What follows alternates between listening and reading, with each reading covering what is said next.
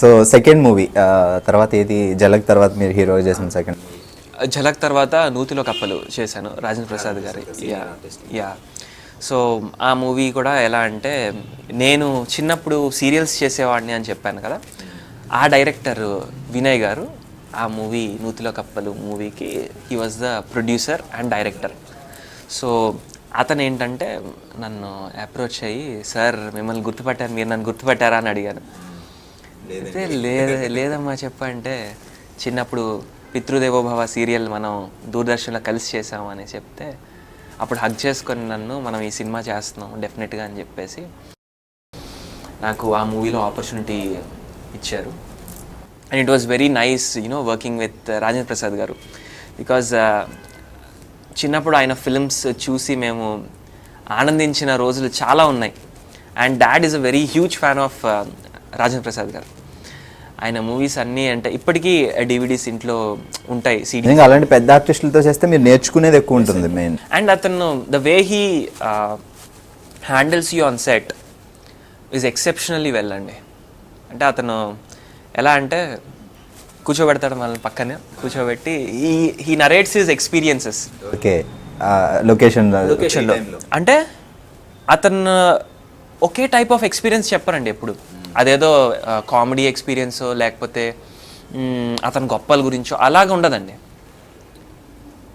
అతను ఎంత కష్టపడ్డారు, ఏమేమి నేర్చుకున్నారు, దాంతోపాటు ఫన్నీ ఇన్సిడెంట్స్ కూడా, అంటే అన్నీ మిక్స్ చేసుకుని ఆయన చెప్పేవారనమాట. అరే మీరంటే ఇప్పుడు ఒక్కొక్క షాట్కి ఇలా కూర్చొని చేస్తున్నారా, మేము అప్పట్లో కంటిన్యూస్గా, అప్పుడు అంత టెక్నాలజీ లేదు, 24 hours నిద్ర లేకుండా పనిచేసిన రోజులు ఉన్నాయి. 15 daysలో 14 daysలో కంప్లీట్ చేసిన మూవీస్ ఉన్నాయి మాకు. ఒక్కొక్క మూవీ అంత ఫాస్ట్గా చేసినా సరే it was a huge success. Each film was a huge success. Rajendra Prasad గారి సినిమాలో పర్టికులర్ చూసారంటే నేను ఏ స్టేట్ వెళ్ళిపోయి వేరే స్టేట్స్లో పాటలు అట్లా ఏముండదు.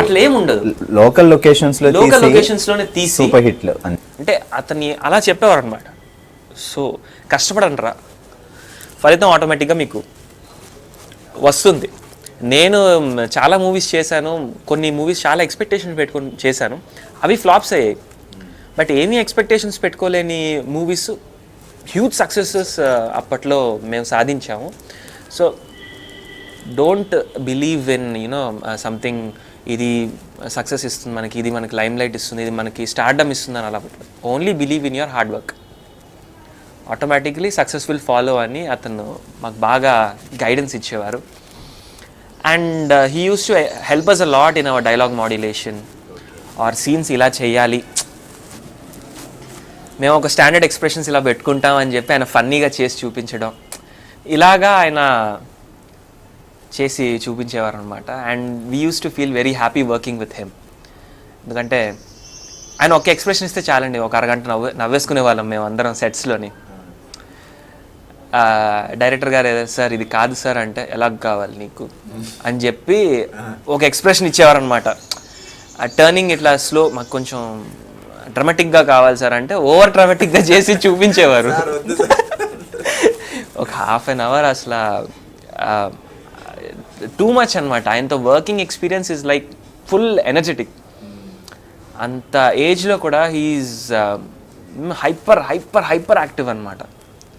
బట్ మళ్ళీ షార్ట్ అయిపోయేసరికి అగైన్ హీఈస్ రిలాక్స్డ్, కూల్గా ఉంది. రండి కూర్చోండి రండి కూర్చోండి అని చెప్పి బాగా చెప్పేవారు. And working with him was really a pleasure. Even though the film didn't turn out to be a good success, but everyone recognized. మీకు ఆర్టిస్ట్గా కొంచెం ఒక మెట్టు పెంచింది అది.